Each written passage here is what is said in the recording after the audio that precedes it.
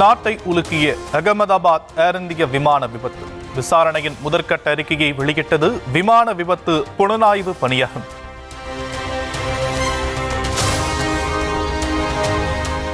ஏர் India விமானம் புறப்பட்ட சில நொடிகளில் 2 என்ஜின்களும் நடுவானில் ஆஃப் ஆனது உறுதி. என்ஜின்களுக்கு செல்லும் எரிபொருள் துண்டிக்கப்பட்டதை விபத்துக்கு காரணம் என அறிக்கை.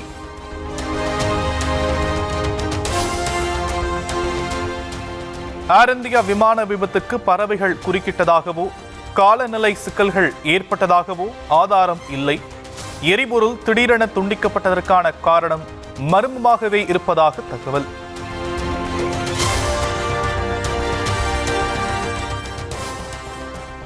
ஏன் எரிபொருள் துண்டிக்கப்பட்டது என்ற விமானியின் கேள்விக்கும் தாம் அல்ல என்பது மற்றொரு விமானியின் பதில்.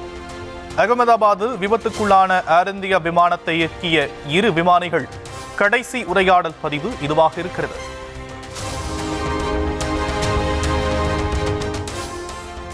அனைத்து மாவட்ட ஆட்சியர்களுடன் முதலமைச்சர் மு.க. ஸ்டாலின் காணொலி காட்சி வாயிலாக ஆலோசனை. வரும் 15ஆம் தேதி தொடங்கப்படும் உங்களுடன் ஸ்டாலின் திட்ட முன்னேற்பாடுகள் குறித்து கேட்டறிந்தார். மக்கள் தொகை கட்டுப்பாட்டிலும் சமூக நல குறியீடுகளிலும் தமிழ்நாடு முதலிடத்தில் இருப்பதற்கு தொகுதி மறுவரையறையில் தண்டனையா? தொகுதி மறுவரையறை பிரச்சனையில் டெல்லி பக்கம் நிற்கும் எடப்பாடி பழனிசாமி தமிழ்நாட்டின் பக்கம் நிற்கவில்லை எனவும் முதலமைச்சர் குற்றச்சாட்டு. தமிழ்நாடு சரியான திசையில் செல்வது டெல்லியை அச்சுறுத்துகிறது. தமிழ்நாடு ஒருபோதும் தலைவணங்காது எனவும் முதலமைச்சர் மு.க. ஸ்டாலின் திட்டவட்டம். திமுக ஆட்சியில் ரவுடி ராஜ்யம் நடைபெறுவதாக எடப்பாடி பழனிசாமி குற்றச்சாட்டு. ஒட்டுமொத்த மக்களுக்கும் பாதுகாப்பு இல்லாத ஆட்சி 2026 அகற்றப்படும் என உறுதி. சட்ட ஒழுங்கு அடிவார சீர்கிட்டு விட்டது. எங்க பார்த்தாலும் போதைப் பொருள், போதைக்கு அடிமையாகி சிறுமி முதல் பாட்டி வரை பாலியல் சீண்டல். டிவி திறந்தா போதும், பத்திரிகை திறந்தா போதும், இதுதான் செய்தி. இப்படிப்பட்ட கேடுகிட்ட ஆட்சி தேவையா? தேவையா?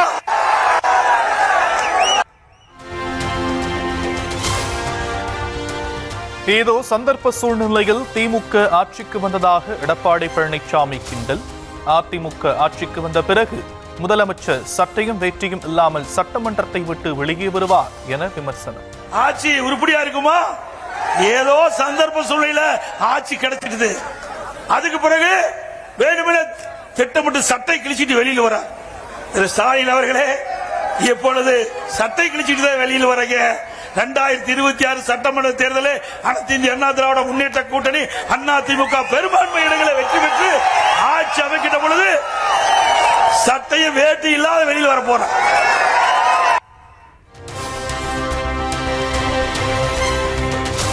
படிப்பு என்றால் பழனிசாமிக்கு கசப்பது ஏன் என முதலமைச்சர் மு.க. ஸ்டாலின் கேள்வி. பெருசா இருக்கு.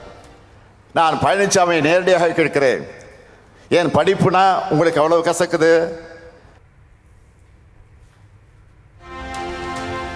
படிப்பு என்பது உங்களுக்கு தான் கசக்கிறது என எதிர்க்கட்சி தலைவர் எடப்பாடி பழனிசாமி பதிலடி. அதுக்கு அவர் சொல்லிக்கிட்ட வார்த்தை படிப்பு என்றால் எடப்பாடி பழனிசாமிக்கு கசக்குதுன்னு சொல்றார். திரு ஸ்டாலின் அவர்களே, கல்வி என்றால் எனது உயிர் மூச்சு என்பதை நீங்கள் அறிந்து கொள்ள வேண்டும்.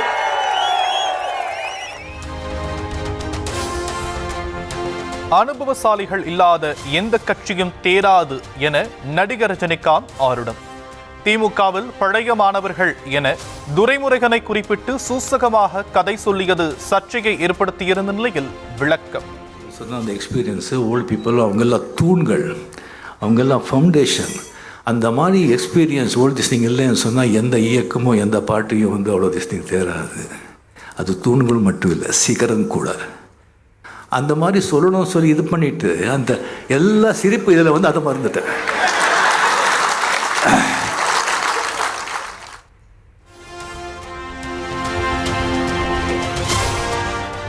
மார்க்சிஸ்ட் எம்பி சு வெங்கடேசன் எழுதிய வேள்பாரி நூலின் வெற்றி விழாவில் கலந்து கொண்ட நடிகர் ரஜினிகாந்த் சிறப்புரை. ஜெயகாந்தன் எழுதிய யாருக்காக எழுதான் புத்தகத்தை பிடித்து அழுததாக பேச்சு. ஒரு புத்தகம் படமாகவும் வந்தது. அந்த புத்தகம் நான் படித்தேன். அந்த கேரக்டர் ஹீரோ யாருக்காக அழுதானு தெரியாது, பட் அவனுக்காக படம் புக்கு படித்த பிறகு தான் ஒரு 3 நிமிஷம் அவனுக்காக அழுது. அந்த மாதிரி ஒரு புத்தகம்.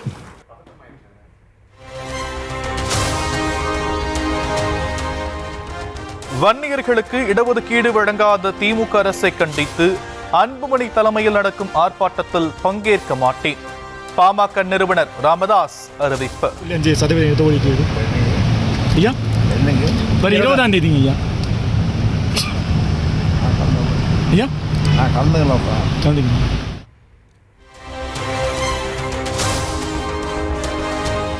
மதிமுகவுக்கு துரோகம் செய்தவர்களுடன் தொடர்பில் உள்ளதாக கூறப்படும் மல்லை சத்யா மீது நடவடிக்கையா?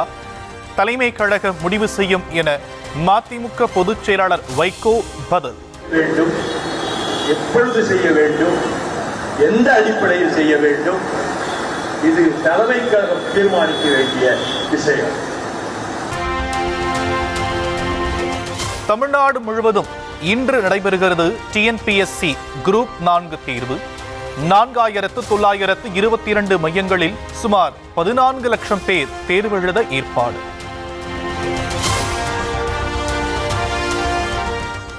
சென்னையின் பல்வேறு இடங்களில் இரவு இடியுடன் கூடிய மழை.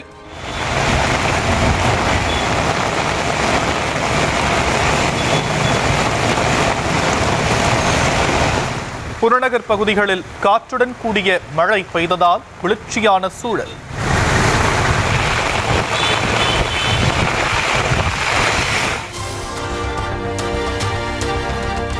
தமிழ்நாட்டின் பல்வேறு மாவட்டங்களில் கனமழை பெய்ததால் மக்கள் மகிழ்ச்சி.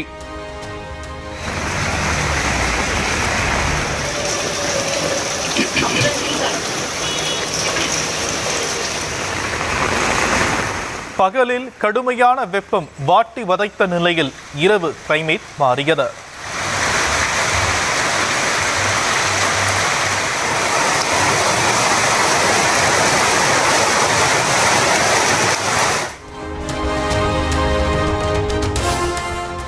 தமிழகத்தின் ஓரிரு இடங்களில் இன்று லேசான மழைக்கு வாய்ப்பு.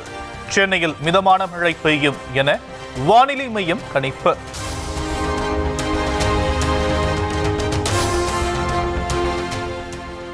தமிழ்நாட்டில் நேற்று 14 இடங்களில் சதம் அடித்த வெயில். அதிகபட்சமாக மதுரை விமான நிலைய பகுதிகளில் 106 டிகிரி ஃபாரன்ஹீட் வெப்பம் பதிவு.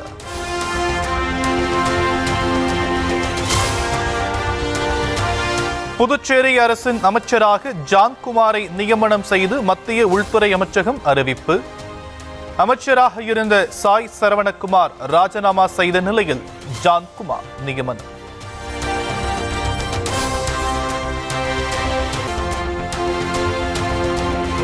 சென்னை ஏழுகிணறு கூபம் ஆற்றின் அருகே வெளிமாநில இளைஞர் இரத்த காயங்களுடன் சடலமாக மீட்கப்பட்ட வழக்கில் திடீர் திருப்பம்.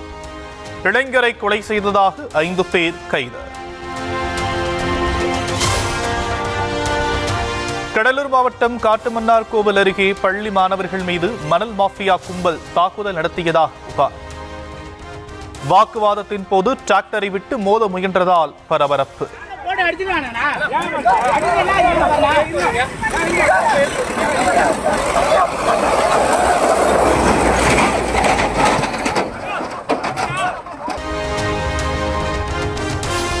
ராணிப்பேட்டை மாவட்டம் அரக்கோணம் அருகே காதல் மனைவி தூக்கிட்ட நிலையில் சடலமாக மீட்கப்பட்டதால் அதிர்ச்சி.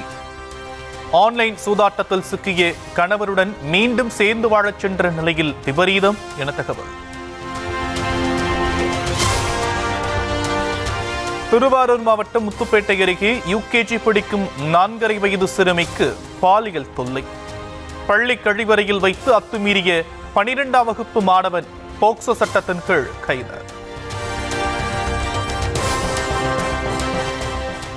பள்ளி மாணவர்களுக்கு ஊட்டச்சத்து குறைபாடுகளை கண்டறிந்து சத்து மாத்திரைகள் வழங்க உத்தரவிடக் கோரிய மனு தள்ளுபடி. அரசு மருத்துவ முகாம் நடத்துவதால் நீதிமன்றம் தலையிட முடியாது என கூறி மனுதாரருக்கு 5000 ரூபாய் அபராதம் விதிப்பு. வருமான வரித்துறை நோட்டீஸ் அனுப்பப்பட்ட மறுநாள் மகாராஷ்டிராவில் சிவசேனா அமைச்சர் சஞ்சய் சுத்ராத் பெட்டி நிறைய பணத்துடன் அமர்ந்திருந்தாரா?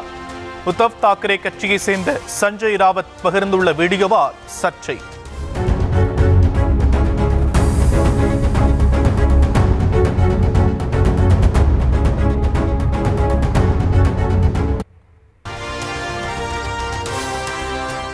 இங்கிலாந்துக்கு எதிரான 3வது டெஸ்ட் போட்டியில் KL ராகுல் அரை சதம் கடந்து அசத்தல். 2ஆம் நாள் ஆட்ட நேர முடிவில் இந்திய அணி 3 விக்கெட்டுகளை இழந்து 145 ரன்கள் சேர்ப்பு. நாகப்பட்டினம் மாவட்டம் செல்லூர் சிங்கமுக காளியம்மன் கோவிலில் பூச்சொரிதல் விழா. திரளான பெண்கள் பூத்தட்டு ஏந்தி ஊர்வலம்.